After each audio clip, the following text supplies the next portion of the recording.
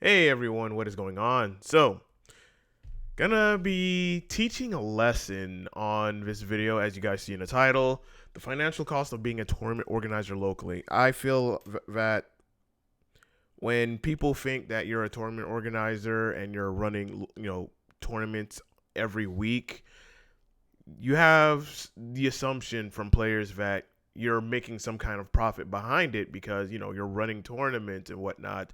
And with these local tournaments, you're getting a good amount of attendees coming through and whatnot. And a lot of people don't understand the logistical costs behind everything that is required to run a local tournament, because some people think that it's just, it's easy or it looks easy. I mean, from a distance or just even standing there, it does look easy. But when you break it down to the nitty gritty and the logistical aspect of it, especially from a financial point of view, it is not as easy as a lot of people would think it is. As a matter of fact, if anything, it is expensive to run local tournaments because it's going to be majority of your own money that you're going to be pouring in to run local tournaments.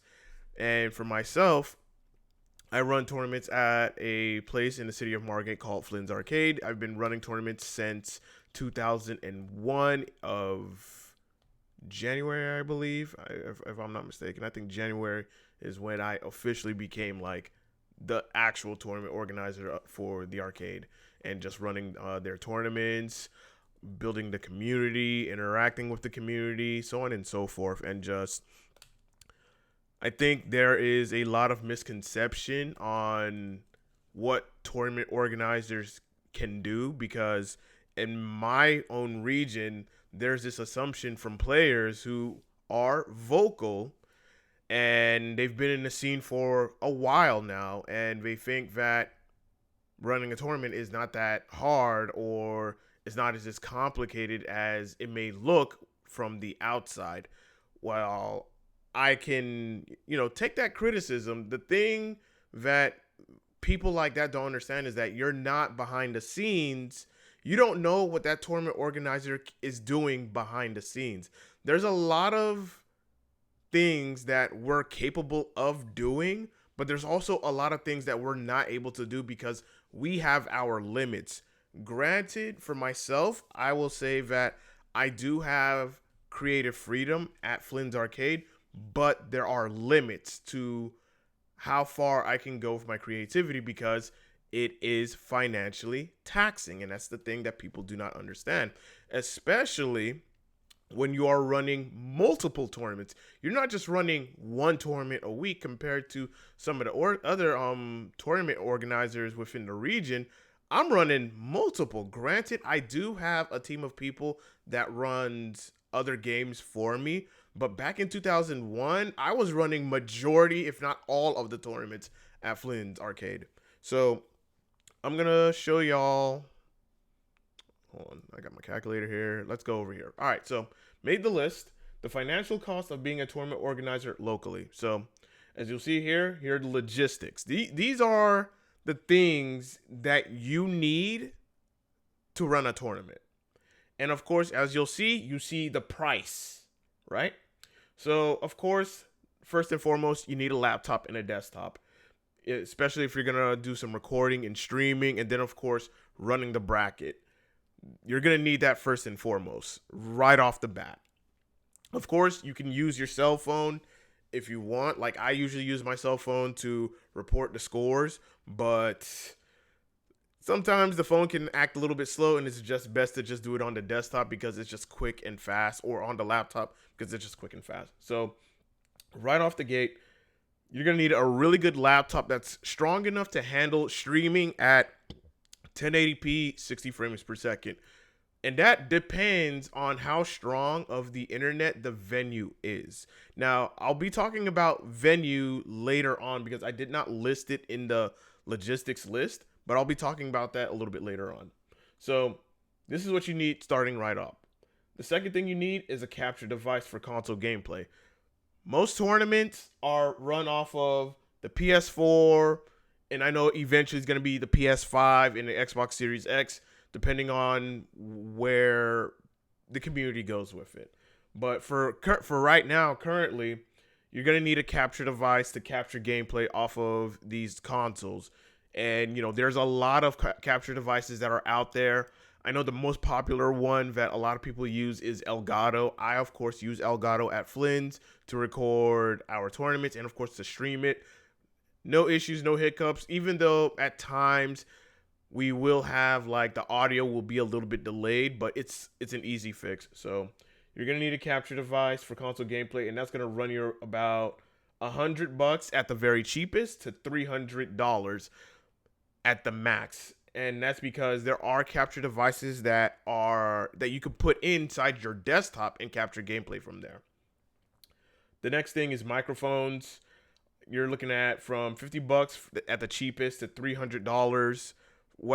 In the beginning when I was running tournaments at Flynn's, I would have our commentators have this it's like a Logitech headset, and it has like a flip down mic, and that's how they would commentate. So I was using that for majority of the year, and then now for microphone, we use the podcast mixer that I use for the South Florida Gamers podcast, because it's better audio, clean audio, and I'm using actual XLR microphones, so that's a great benefit. But that'll run you about, as a matter of fact, I wouldn't even say microphone's $300 because I am using a mixer, so I would put that at the very top. I would say with the mixer included, because that mixer is $400, so I would put that at $700. So you're looking around $50 at the cheapest to $700 at maximum, and that is if you're using a mixer, something to adjust the audio to where now you can hear the game audio, you can hear your other commentator's voice, things like that, and yeah, so you have that $700 at the max. Cameras. We use webcams, and the popular one that I mostly use is Logitech. So you're looking around $60 at the cheapest to $1,000 at the max, and that's if you're using a. For me, I used my mirrorless camera, and that's just for capturing people, like players when they're about to pop off. I use my Stream Deck to switch right to that camera, so that way it captures it. So some people use two cameras. Of course, at Flynn's, we use two cameras. Each player has their own individual camera. We also have another camera for our commentators, and we have another camera that's pointing to the crowd, and of course another camera, which is the mirrorless camera, pointing towards the players if they have a pop-off or a funny moment that happens. So that's that. The next thing, monitors. So monitors, the cheapest you can find is about $100, and you want a really good monitor that has the lowest response rate, the response time, and the lowest is 1 millisecond. So all the monitors at Flynn's are all 1 millisecond. The refresh rate is 75 hertz. So all monitors, even the ones that we use for our stream setup, they're all same specs. Majority of them are Acer monitors. Granted, yes, you can buy them for $100.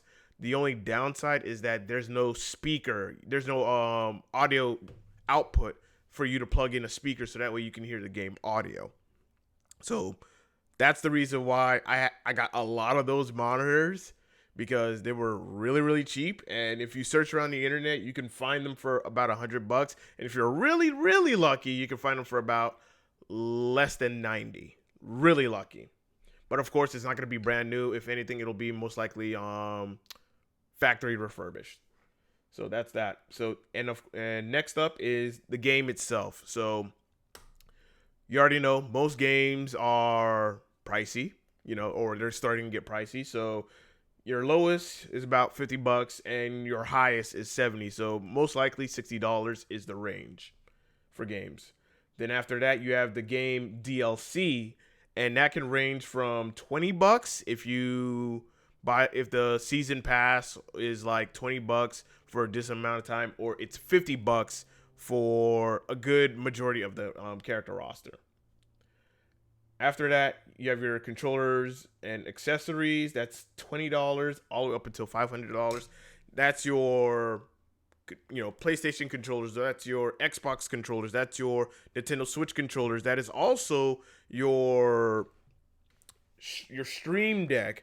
Any like cosmetic stuff that you use to run tournaments and things like that. That is where accessories is. I also use a tablet for our commentators to view the chat. That could also be money going towards having actual lights, things like that. So that's where controllers and accessories are, and that could range from $20 at the very cheapest to 500 if you want all the bells and whistles and whatnot.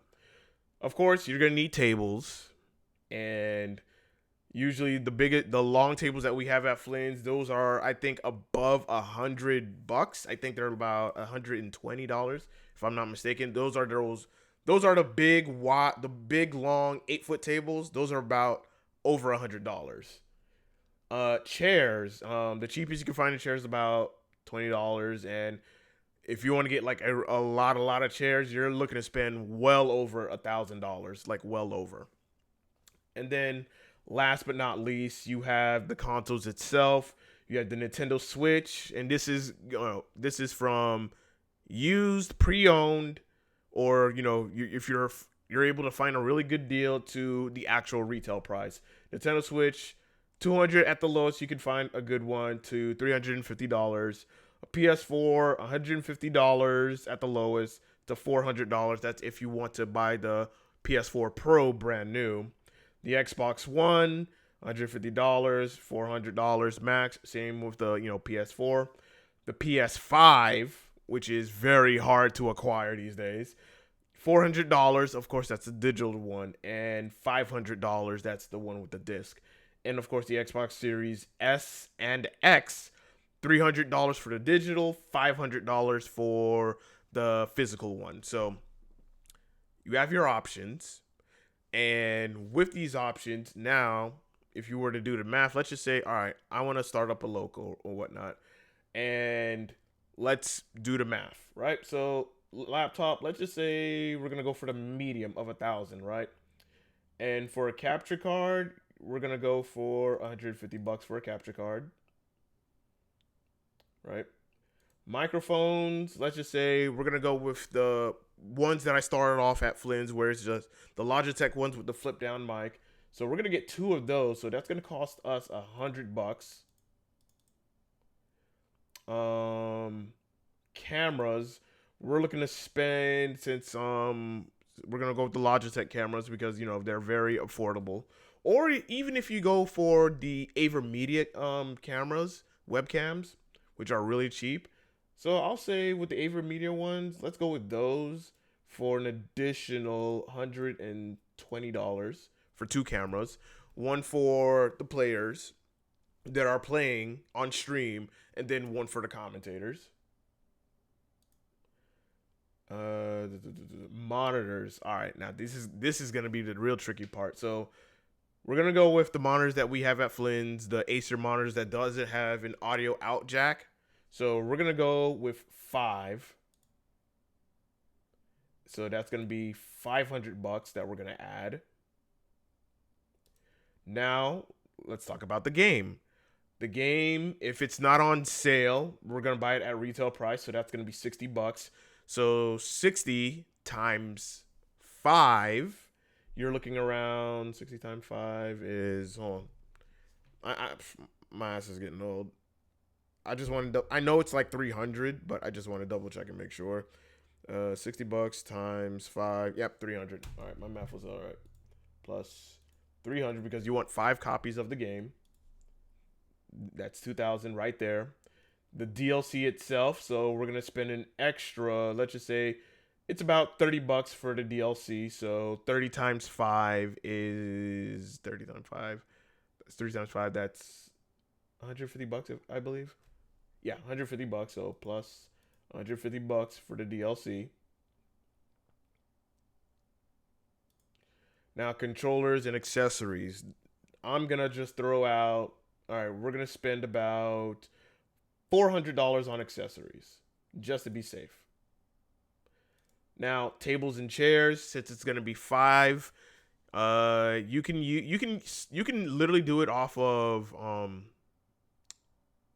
like the 4-foot tables that we have, but they're really small, so you can only put like one setup on it. But let's just go with the big long 8-foot tables that we have at Flint. So we're gonna want to do it with 5, so we'll have 2 of those. So we're looking around 120. That's 240 plus 240. All right, that's you see it. You see that number going up. Now chairs, we're gonna need a lot of chairs. So the cheapest $20, and we need 5. So $20 times 2, 4, 2, 4, 6, 8, 10. So 20 times 10, that's an additional $200. Chairs. And now the consoles. Let's go with the Nintendo Switch. So we're going to need 5 Nintendo Switches. So, and we're going to go with the lowest price, which is $200. So 200 times 5 is 1,000 plus 1,000. That is your number. That is your number. Just to start a local with 5 setups. That's the number you need to start up a local. $4,160.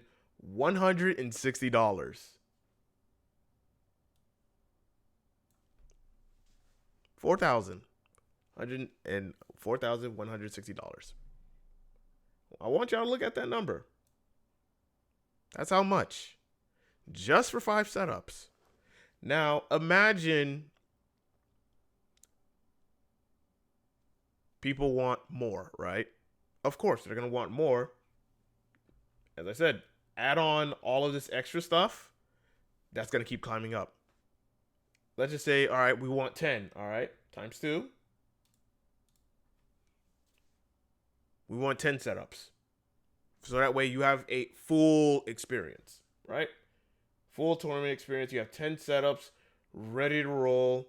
You have enough chairs. You have enough tables to do your tournament.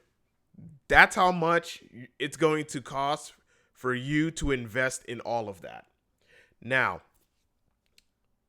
that being said, now let's talk about, all right, and this is just off of one game, right?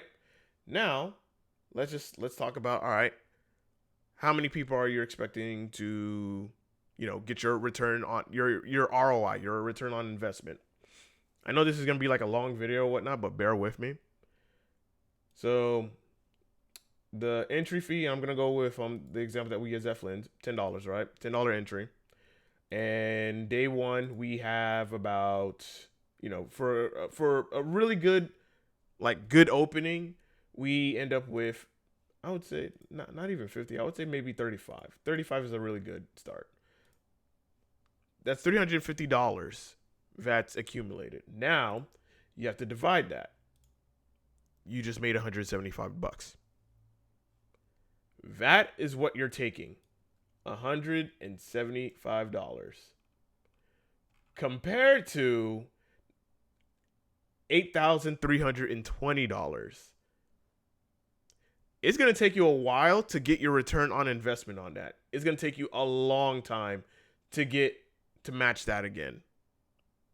A long, long time.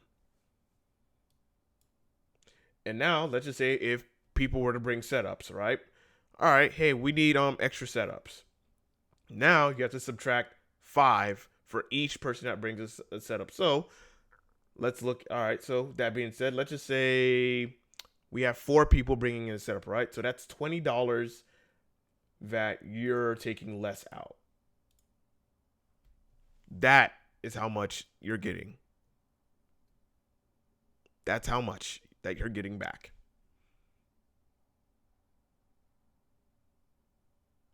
The numbers don't lie, people. The numbers do not lie.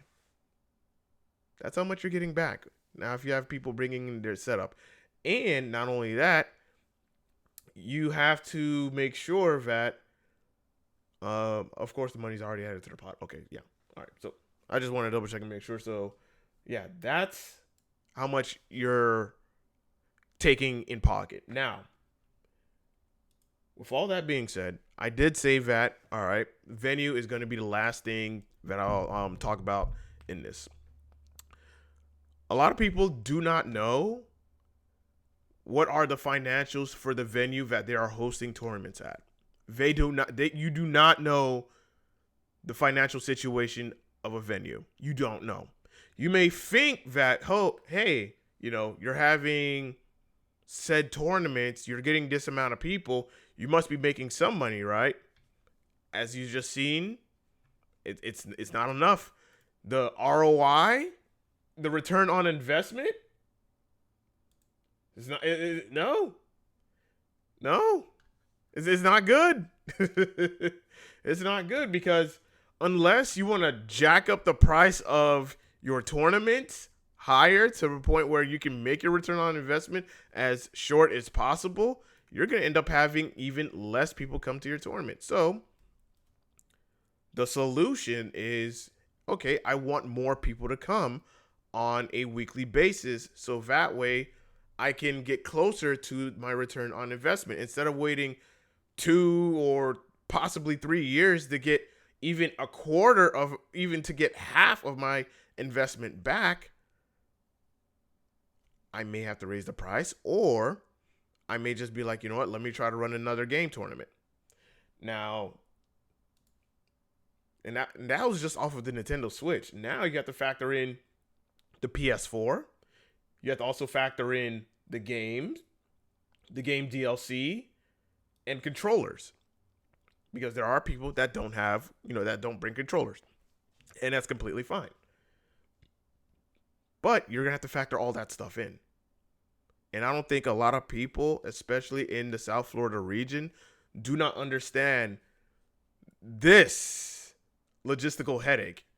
Like, I not only run tournaments for just Smash, but a lot of other tournaments. As I said before, granted, yes, I do have people that run tournaments for me, but I have to oversee all of this, right? And then, of course, I have to let the owner of the venue know, hey, these are the numbers. Now, a lot of people don't also understand what's the cost of overhead for those numbers, right? Like, what's the venue's overhead cost? Let's just say, bring the calculator back out, right? Let's just say, give or take, Flynn's makes about $8,000. Their overhead for everything for a month is $8,000. That's the rent. That is the water, the electricity, the internet, insurance, things like that. Like all that stuff, all the jazz. And of course, build out debt and things like that. I'm just throwing out a ballpark number, 8,000, right? A month. And with tournaments, I'm only bringing back that much. I'm negative. I mean, I'm not saying I'm negative. I'm just what I'm trying to say is that it's not enough to cover their overall expenses, their overall overhead. Because a lot of people think that tournaments make a lot of money, when the reality is you have to take in consideration the venue's overhead.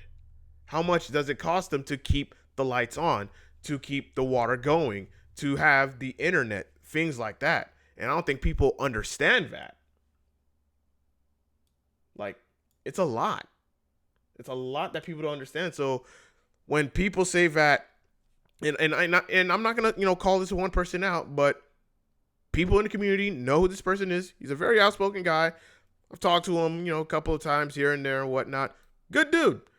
I do disagree on some of his points, but this one point about TOs need to do more, you need to think about the fact that we're financially limited. Granted, yeah, I'm running a lot of tournaments at Flynn's, but let's just say, with Smash Ultimate, All right. So the last one we had about 70, but granted we had a couple of DQs, so I'm gonna say 68. We had 68 people, right? Times 5. That is what goes into, the pot. That's what goes into the prize pool for the players, and then of course back to the venue. Other tournaments, sometimes where you're lucky enough to get maybe 100 here because you had about 20 people show up for one tournament, like Strive, right? So that's 440. You also have to factor in, okay, people brought in setup, so $5. So 5 people minus 5. 5 times 5, that's 25. So that's minus $25, right? Minus $25. And that's what Strive. Let's just say with another tournament, you hit double digits, but I'll just say, 16, right?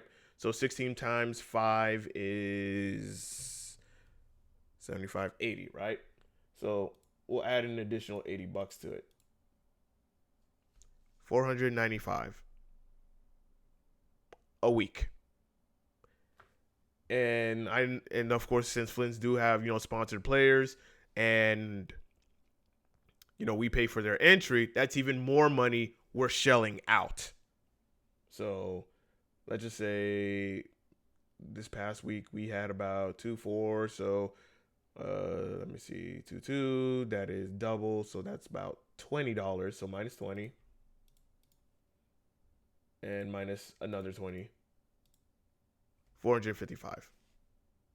And that's usually the week average. Now, let's multiply that by 4, and that's just the week. 1,820 for the entire month. But yet their overhead is 8,000. That's not enough. That's not enough. It's something, yes, but it's not enough. So when people say that, and I'm not attacking this person per se, but I'm heavily disagreeing with this person because you're not working behind the scenes. You do not know what I am financially capable of doing and what I can't do. For the most part, there's a lot I cannot do financially. I understand people want these events. They want monthlies and things like that, but that requires money. You feel me? That requires more money. You want more stuff, but that requires more money. And the TOs don't have enough money to give you guys that. Despite the fact that you're coming out every week, it's just not enough because the venue overhead cost is high. And people do not understand that. So, in closing, with all of this, right? In closing in all of this, I just hope that players are more understanding of the tournament organizers and understand and realize that we may have creative freedom in some aspects, but we have to follow what the venue owners say at the end of the day. For me, I'm not an employee of Flynn's Arcade. I'm a volunteer. And if you were to ask me if I've made any money off of the tournaments that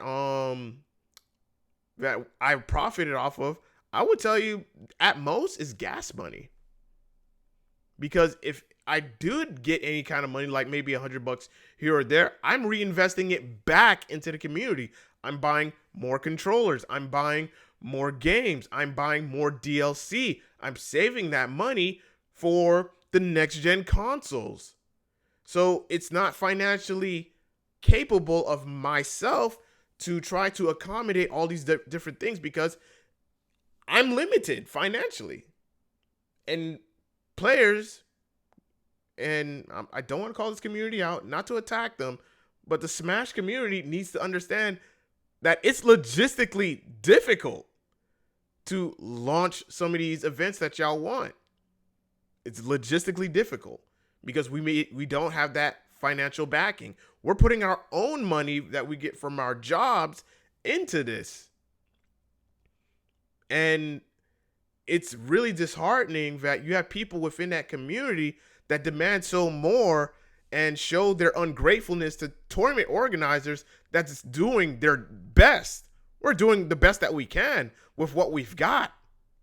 We're limited, you know? So I hear y'all ideas, but if it's not translating into, are you going to financially support it? Are you going to put some financial backing into it? Then don't say anything at all. I know that sounds harsh, but it's not helping the situation. You know, we need more financial backing if y'all want these events. There's a reason why Fighter Fest is every 6 months, because if you remember back in 2021, it was every 3 months.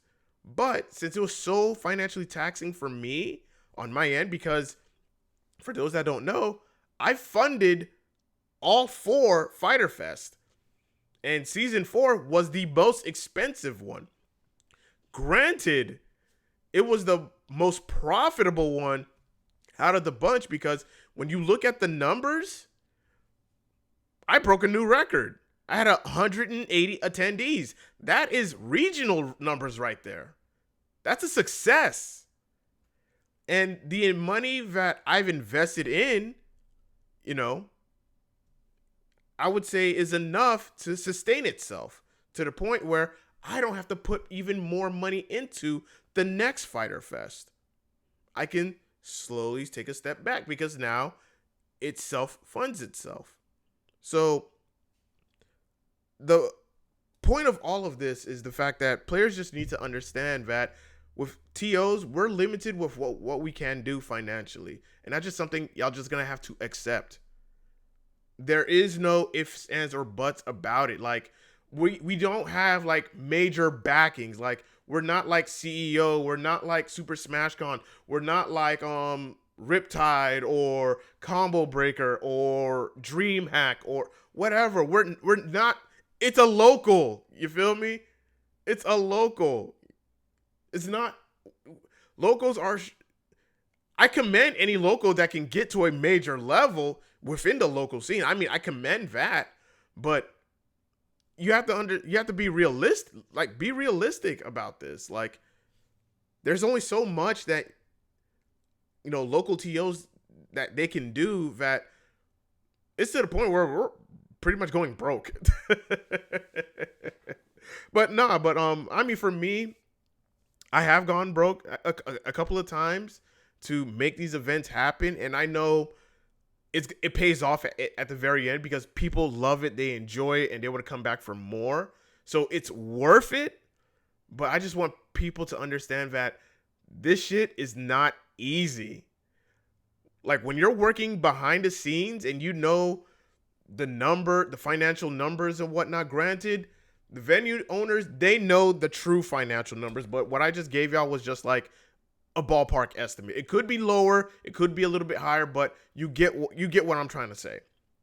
So that being said, just be considerate with your TOs, and if you do want events to happen and the TOs are able to accommodate it, help them financially.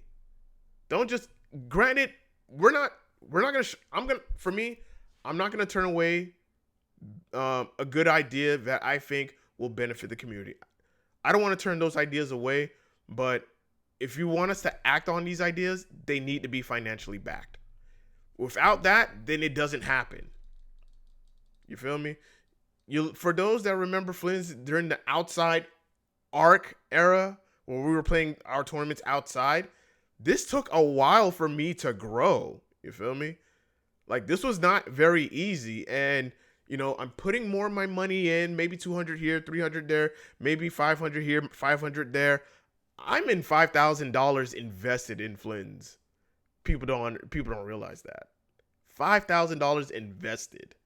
And I gave y'all the numbers, you know, the breakdown. So all I'm saying is be considerate to your TOs. Understand that unless you're working behind the scenes, don't give your tournament organizers such a hard time.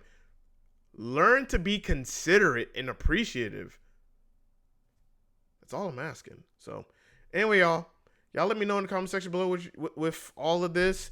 I know this is a very long video, but there was so much that I need to explain because I know that a lot of people are not going to get it. If I were to just give them a short, concise version of this, it had to be broken down for people to understand. And then, of course, me talking about, my experience TOing, especially with the Smash community, because they've been giving me the most shit. So I hope that this, turn something on in their mind, be like, okay, we have to be realistic about this. We can't just give them a hard time because realistically, it's they can us TOs, we can only do so much. You feel me? We can only do so much at the end of the day. And some of us are not getting paid by this. We're taking time out of our day from our other adventures or activities, from our loved ones, to have these events for the community because we enjoy it. We enjoy doing them. We enjoy seeing you guys enjoying it. And all we're asking is for some gratitude and appreciation at the end of the day. So that being said, hopefully y'all learned something, and who knows, maybe something good could come out of this. So anyway, y'all, until next time, and as always, stay classy.